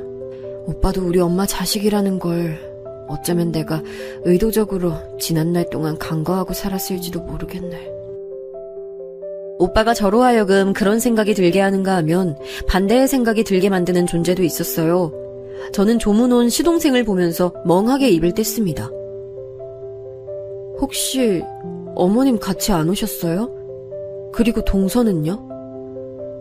형수님, 그게 두 사람 다 사정이 있어서 지금 같이 오진 못했습니다. 면목이 없네요. 삼가 조의를 표합니다. 갑자기 무슨 일이라도 생겼나 봐요. 그러고 보니까 갑자기 생각났는데 출장 계획 있다고 하시지 않았어요? 제가 얼핏 들었던 것 같은데 엄마 일 때문에 잊고 있었네요. 예, 맞습니다. 사실 오늘이 출장길에 오르는 날이에요. 저는 같이 출장 가는 동료한테 상가집 가야 한다고 양해 구해놓은 상태고요. 이번이 간만에 잡힌 장기 출장이라서 지금 가면 다음 달에나 돌아올 것 같아요. 오늘 말곤 다시 조문 올 수 없어서 죄송합니다. 출장길에 이렇게 와주셨으니 그걸로 된 거죠. 고맙습니다. 저희 엄마도 하늘에서 그렇게 생각해 주실 거예요. 속이 온통 문드러진 상태였지만 제법 감정을 억누른 채로 시동생을 맞았죠. 반쯤 넋이 빠져있던 상태였기 때문에 사실 시동생이 떠나고 나서야 상황을 제대로 한번 곱씹어 왔습니다. 시댁 식구들 중에서 제가 설마 그 친척분들이 와주시는 걸 굳이 기대한 건 아니었어요. 다만 시어머니와 동서는 조문을 안 오는 게 이상한 거였으니까 의문을 품었죠. 지끈거리는 머리로 저는 순간적으로 아마 둘 다 내일 조문을 올 생각인가 보네 이렇게 생각하고는 말았습니다. 하지만 그 다음날이 되어도 둘 다 조문을 오지 않았습니다. 저는 그걸 당장 짚어낼 정신머리마저 없었어요. 왜냐하면 친정엄마 장례식장에 근 20년 만에 뵙는 큰이모가 오셨기 때문입니다. 경자야, 나 왔다. 네 언니 왔다. 아유, 우리 경자 언니가 너무 미안하다. 너무 미안해서 차마 안 올 생각까지 하다가 내가 자매된 도리론 못 지키고 살았지만 인간된 도리는 지켜야 할 것 같아서 이렇게 왔어. 경자야, 언니가 미안해. 이제 나 용서하고 하늘에서 편히 쉬어. 미치셨어요? 어디 뻔뻔스럽게 얼굴을 들이밀어요. 우리 엄마는 이모가 떼먹고 간 돈 때문에 그 돈 버느라 몸고생하고 친자매한테 뒤통수 맞으셨다는 그 배신감으로 마음고생하셨어요. 저는 분노에 차서 큰이모의 멱살을 잡으며 흔들고 말았어요. 그러자 몇 걸음 뒤에 떨어져 있던 남자가 급하게 다가와서 저를 거칠게 떼어내더군요. 누군가에서 봤더니 큰이모 아들인 제 사촌 오빠였습니다. 저도 모르게 이를 세게 갈면서 사촌 오빠를 노려봤고 악에 맞힌 채로 큰이모 멱살을 다시 잡았습니다. 그러자 일전보다 더욱 거친 악력으로 저를 떼어냈어요. 그리고 저는 처절하게 장례식장 바닥을 나뒹굴었습니다. 아픔에 경악하고 있던 그때 달려온 사람이 바로 친정 오빠였죠. 이게 뭐하는 짓이야? 돈에 천륜도 저버리고 영혼까지 팔 수 있는 천박한 족속들이 우리 엄마 가시는 길에 똥칠하러 온 걸로도 모자라서 내 동생까지 괴롭혀? 네 동생이 먼저 우리 엄마 괴롭혔다 이 자식아. 어른 멱살 잡아 흔드는 그게 어디 제정신이야? 누구 보고 천박한 족속들이래. 기껏 시간 내서 조문 와줬더니 이딴 반응을 보이는 거야말로 천박한 거 아닌가? 맞지 엄마? 그동안 반성 한번 안 하고 살아왔다는 걸 아주 잘 알겠네.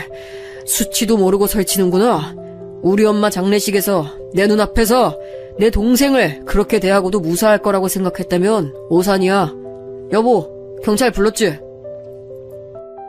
친정오빠 질문에 뒤편에서 새언니가 고개를 끄덕였어요. 그러자 큰이모와 사촌오빠 표정에는 대번에 난감한 기색이 피어나더군요. 근처를 순찰하고 있기라도 했던 건지 경찰은 무척 빠르게 도착했고 친정오빠는 경찰 앞에서 사촌오빠를 지목했습니다.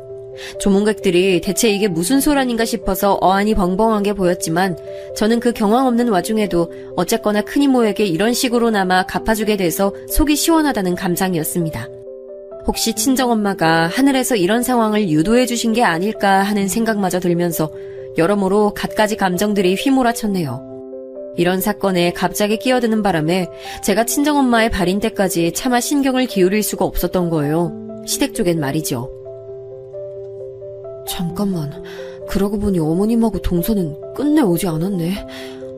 정말 무슨 갑작스러운 병고라도 생겼나? 엄마 장례를 힘들게 치르고 있을 나한테는 알리기 미안하니까 아무 말도 안 하고 있는 건가? 화장터에서 머리가 깨지도록 오열을 하고 납골당에 가서 친정엄마가 편하게 자리 잡으시는 모습까지 보고 나서야 저는 문득 시댁 생각을 해냈던 거예요. 안 그래도 마치 아리송해하고 있는데 새언니가 저에게 슬쩍 다가오더니 물어보더라고요. 저기 그런데 동서 되시는 분은 그렇다 치고 어떻게 시어머니께서도 안 오실 수가 있어요? 궁금해서 계속 물어볼까 하다가 이제서야 물어보는 거예요. 혹시 뭐 때문에 안 오신 거래요? 네? 아, 그게 사실은 저도 연락을 받은 게 없어요. 갑자기 무슨 특별한 상황에 처하신 것 같긴 한데 그냥 제 짐작이고요. 근데 제 동서는 왜 그렇다 치고예요? 그렇게 생각하신 이유가 있으세요? 아, 저번에 카톡으로 안부 주고받았을 때 그 동서 되시는 분 임신했다고 그러셨잖아요. 그것 때문에 그랬네. 제가 언니한테 제 동서 얘기를 했었군요. 아, 맞네요. 동서가 임신했다는 소식을 들었던 날 생각해보니까 언니하고 카톡을 나눴었네. 그때 약간 제가 경황이 좀 없어서 얼떨결에 언니 카톡에 답장을 했었던 것 같은데 그때 동서 얘기를 했었네요. 근데 임신이랑 조문이랑 무슨 관련이 있나요? 요즘 세상은 이런 거 안 따지는 사람들이 훨씬 많긴 한데 아직도 있다고 저는 들어서 알고 있거든요. 임신한 몸으로 상갓집 가는 거 아니라고 믿는 사람들이요. 그런 사람들 아직 꽤 있대요. 동서 되시는 분도 그래서 안 오신 거 아닐까요? 그렇지 않고서야 이유가 없잖아요. 아, 제가 그런 쪽으로 미처 생각을 못했네요. 언니 말 듣고 보니까 일리가 있어요. 아무래도 그 사유인 듯 싶어요. 아무튼 언니 고생 많으셨어요. 저 진짜 제정신이 아니라서 장례식장에서도 몇 번이고 미쳐버릴 것 같았는데 언니 계셔서 심적으로 의지가 좀 됐네요. 오빠한테도 너무 고맙고요. 정말이에요? 아휴, 그렇게 생각해주니까 고맙네. 앞으로 남매끼리 잘 지내는 모습 난 정말 보고 싶어요. 그래야 하늘에 계신 어머님도 기뻐하실 거예요. 세훈이 말을 들으며 겸연쩍은 표정을 지어 보이던 저는 뒤편에서 친정오빠가 조금 머쓱한 기색으로 서 있는 걸 봤어요. 딱 눈치로 느껴지는 게 있더군요. 세언니가 저에게 시댁 조문 일을 물어본 건 친정오빠가 시킨 일인 것 같았습니다. 자기가 궁금한 부분인데 제게 직접 물으러 오기 민망하니까 세언니를 시킨 모양새더라고요. 저는 그런 오빠와 눈이 마주치자 슬쩍 미소를 보내줬어요. 그러자 오빠는 고개를 끄덕여줬고요. 단절되다시피 하며 지냈던 남매는 그것이 불효인 줄도 모르고 그렇게 살았다가 모친의 죽음을 마주하고 나서야 화해를 했습니다. 아무리 생각해도 제 자신이 너무 못난 자식인 것 같아서 엄마에게 미안한 점 투성이었어요. 오랜만에 집으로 돌아가는 길, 저는 울며 웃기를 반복했습니다. 마치 실성한 사람처럼요. 왜 엄마 같은 심성이 착하고 고운 사람이 나 같은 부족한 딸을 낳았을까 싶어서 진짜 미칠 것 같았어요. 힘들고 지친 발걸음으로 당도한 현관문 앞, 저는 뇌리에 박힌 도어락 비밀번호를 누른 후에 고개를 갸웃해야만 했습니다. 비밀번호가 틀렸다는 표식이 떴거든요. 잘못 눌렀나 싶어서 다시 해봤지만 여전히 틀렸다는 표식이 저를 반겨줬어요. 저는 의문을 안고 현관 벨을 눌렀습니다. 그러면서 문에 대고 노크도 했죠. 어머님, 안에 계시죠? 저 왔어요. 문 좀 열어주세요. 언제 나올까 했는데 이제야 오는구나. 옛단이 침이다. 저는 어느 순간 확 열린 현관문에 깜짝 놀라 뒷걸음질 쳤고 시어머니께서는 짐가방 하나를 제 발치에 던지셨습니다. 갑자기 제 짐이라니. 도어락 비밀번호가 틀린 것과 맞물려서 저는 마치 제가 쫓겨나는 상황 같다는 판단이 들어서 속이 차갑게 식었어요. 제 짐이라니 무슨 말씀이세요? 그러고 보니까요, 어머님. 저희 엄마 떠나시는 길에 오지도 않으시고 멀쩡히 댁에 계셨네요. 그럼 멀쩡히 있었고 말고. 그러니까 더 부정탈까봐 노심초사하게 되는구나. 너 그 짐 가지고 어디 여관 같은 데서 지내. 한 달 정도는 좋게 그래야 될 거야. 언감생심 이 집에 들어올 생각은 말고. 네 자랑스러운 의사동서가 임신한 걸 생각해줘야지. 임신한 몸인데 만약 너 때문에 재수 온 붙으면 그건 네가 책임질 거 아니잖아. 어머님, 지금 설마 동서가 임신을 해서 두 분 다 저희 친정엄마 장례식장 안 오셨다고 말씀하시는 거예요? 게다가 한순간에 엄마 잃고 심장 뜯기는 기분으로 장례 치르고 온 저한테 집에 들어오지 말라고요? 여관방에서 지내라고요? 어머님, 이건 아니죠. 어떻게 이러실 수가 있어요? 부정탈지도 모르는데 내가 그럼 어떻게 아니래. 귀한 의사 며느님이 뱃속에 우리 집안 씨를 품은 게 우선이지 이미 죽고 없는 네 엄마 기리는 게 우선이야? 말씀 그렇게 함부로 하시는 거 아니에요. 어머님, 제가 그동안 어머님 수준 낮은 언행을 많이 목도하면서도 며느리 된 도리 지키겠다고 꾹 참으면서 따라왔는데 지금 이건 정말 아닌 것 같아요. 이 황당무계한 짓거리에 의사씩이나 되는 엘리트 동서가 동의를 해서 가담했다는 게 전 정말이지 믿어지지가 않아요. 혹시 어머님 독단이에요? 동서가 이렇게까지 했을 거라고는 상상이 안 돼요. 독단이라니. 내가 우리 작은 애하고 얼마나 사이가 긴밀하고 좋은데. 우리 작은애도 장례식장 같은 곳에 임신한 몸으로 가면 귀신 붙는다고 가기 싫어해. 네 엄마 귀신이 자기한테 해코지할 것 같다면서 우리 작은애가 걱정하더라. 그거 아주 일리가 있는 말이야. 아니 너는 아직 임신 소식 없는데 가뜩이나 잘난 동서가 먼저 임신까지 탁 해버린 상황을 네 엄마 귀신이 곱게 봐줄 리가 없잖아. 그러니까 네가 이 집에 들어오면 안 된다는 거야. 네가 있으면 우리 작은애가 여기를 안 올 텐데 나 그런 상황은 내가 용납을 못해. 제 인내심의 한계는 거기가 끝이었습니다. 친정엄마를 두고 네 엄마 귀신이라니요. 분노에 차오른 제가 발치에 있던 짐가방을 들어서 시어머니를 향해 던져버렸어요. 시어머니께서는 외마디 비명을 지르며 몸을 숙이셔서 그걸 피하시더니 겁에 질려서 몸을 떠시면서도 황급하게 현관문을 닫는 건 잊지 않으시더군요. 삽시간에 닫혀버린 현관문을 제가 주먹으로 두드렸더니 안쪽에서 시어머니의 놀란 비명소리가 들려왔습니다. 언뜻 경찰을 부르겠다고 그렇게 말씀하시는 소리가 들린 것 같아서 더욱 화가 치밀어 올랐죠. 그러다가 문득 휴대폰으로 시각을 확인했어요. 아직 동서가 있는 병원이 진료를 보는 시간이었습니다. 문 닫기 전에 쳐들어가서 동서에게 따져 물어야겠다는 목표가 저를 휘감았어요. 눈에 뵈는 것이 없는 상태로 저는 동서가 있는 병원까지 곧장 가버렸습니다. 제가 그때 어찌나 격양되어 있었는지 내과가 입점해 있는 건물에 도착해서 엘리베이터를 간발의 차이로 놓치자 그대로 계단을 밟고 올라가 버렸어요. 조금의 지체도 스스로 용납이 되지 않았습니다. 그렇게 도착한 병원, 저는 곧장 접수하는 곳으로 가서 동서를 찾으려고 했는데 때마침 화장실에 다녀온 동서가 자기 진료실로 들어가는 모습이 눈에 들어오는 게 아니겠어요? 아주 평온하고 때깔이 좋더군요. 분노에 눈이 돌아간 제가 동서를 따라 진료실로 들어갔습니다. 등을 돌려 저를 확인한 동서가 화들짝 놀라더군요. 오랜만이에요, 동서. 그런데 왜 그렇게까지 놀라요? 마치 귀신이라도 본 사람처럼 얼굴이 금세 사색이 됐네. 아니, 어떻게 여기에 저를 보러 오셨나봐요? 그런데 제가 지금은 좀 바쁜데 우선 나가주시겠어요? 급한 용무 있으신 거면 전화나 문자로 하세요. 제가 바로 확인할게요. 밖에 대기 환자 없던데요? 안 바쁜 것 같은데. 그리고 바쁘다면서 전화나 문자는 바로 확인하시겠다고요? 말이 앞뒤가 안 맞는데요. 혹시 제가 친정엄마 장례 치르고 온 몸이라서 저하고는 상종하기 싫다 뭐 이런 거예요?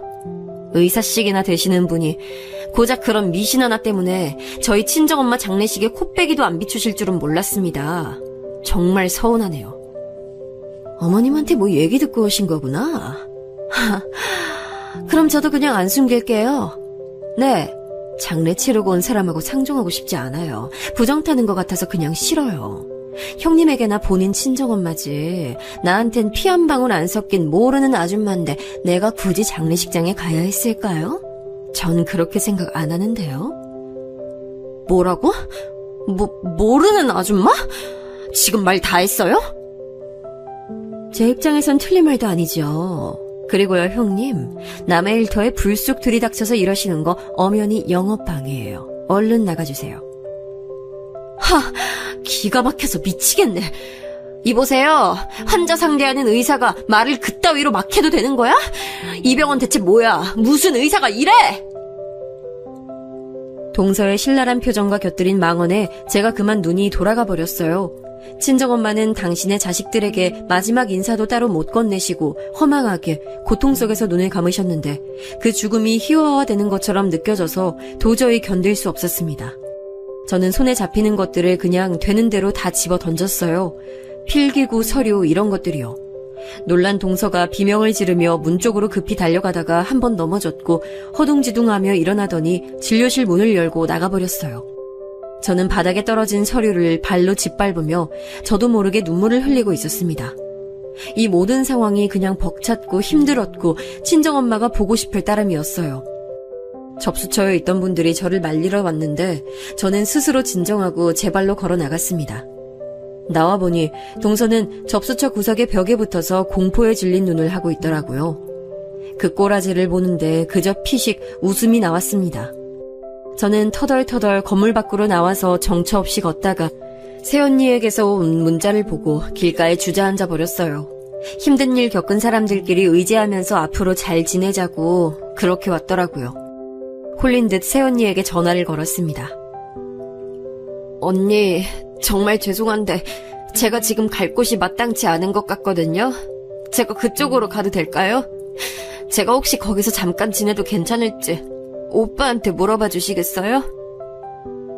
무슨 일인지 모르겠지만 당연히 돼요. 무조건 오세요.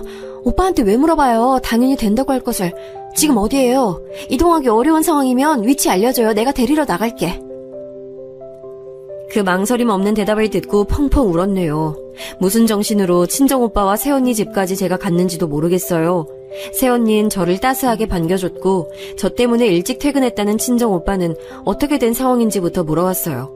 저는 두 사람 앞에서 있었던 일을 그대로 말해줬죠. 이야기를 들은 두 사람은 동시에 한숨을 푹 내쉬었고 할 말은 많지만 참는다는 기색이었어요. 저는 그날 밤 남편과 통화를 마쳤습니다. 남편이 자기 모친의 행각에 너무 민망해했고 기가 막혀 했어요. 설마 그렇게까지 생각하고 행동하시는 분일 줄은 자식인 나도 몰랐어. 너한테 미안해서 내가 지금 어떻게 해야 할지 모르겠네. 나 다음 주에 들어가니까 그때까지 일단 잘 지내고 있어. 알았지? 내가 가서 엄마하고 해결 볼게.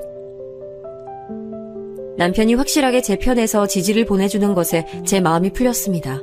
마치 친정엄마가 주고 가신 선물 마냥 오빠와 자연스레 화해를 하고 새언니와 수다를 떨며 시간을 보낼 수 있음에 감사함도 느꼈고요.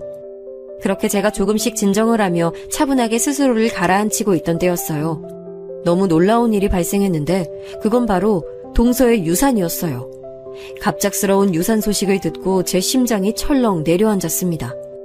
제가 동서가 있는 병원에 찾아가서 난동 아닌 난동을 부렸던 순간이 자연스레 먼저 떠오르더라고요. 유산 소식을 저에게 전해오신 시어머니께서 악다구니를 쓰시며 저를 욕하셨어요. 네가 작은 애 찾아가서 지랄을 피웠다며. 네 엄마 잃고 악에 바쳐서 눈에 뵈는 게 없으니까 네 동서되는 사람이 품은 생명을 해치고 싶었니? 평소에 질투하면서 싫어했던 대상이니까 아주 이때다 싶었던 거지? 이 천하에 빌어먹을 못된 것 같으니라고. 어머님, 제가 무슨 동서를 질투하며 싫어했다고 그러세요. 맹세코 그런 적 없었어요. 친정엄마 일로 제가 감정이 격해진 상태에서 동서를 찾아갔던 건 맞는데 해를 끼치려고 그런 건 아니었어요. 오해 마세요. 오해 말라니. 자기가 장례 치르고 와서 부정 타는 몸인 걸 뻔히 알면서도 임신한 자기 동서를 굳이 찾아갔는데 이런 못된 심보를 가지고서 오해 말라고 하더니 이거 참 기가 막힐 노릇이네. 너같이 악독한 걸 더 이상 우리 집안에 둘 수가 없어. 내가 너 작정하고 우리 장남하고 이혼시킬 거니까 각오해. 무슨 말씀을 드려도 통할 상황이 아니더라고요. 저는 동서와 대화를 나눠보고 싶었지만 제 연락을 안 받더군요. 유산 원인이 명확한 것도 아니건만 제가 범인으로 지목된 상황이라 속이 답답했어요. 오빠는 무조건 제 편을 들었습니다. 우리 집에 사기를 친 큰 이모만 봐도 친척 이런 거 다 필요 없어. 우리는 딱 우리끼리만 가족인 거야. 너 시어머니로부터 멸시받는 며느리 됐다고 해서 기죽거나 상처받고 그럴 필요 없어. 알지? 여차하면 그냥 이혼해. 이혼하고 새 출발하면 되는 거야. 요즘 세상에 이혼이 흠이냐? 내가 너 지원해 줄 테니까 걱정 붙들어 매고. 오빠한테서 내가 이런 응원을 받을 줄은 생각도 못하고 살아왔네. 고마워, 오빠. 이런 순간에 오빠 없었으면 나 진짜 견디기 힘들었을 거야. 하나를 얻으면 하나를 잃는 게 세상의 이치라고 하던가요?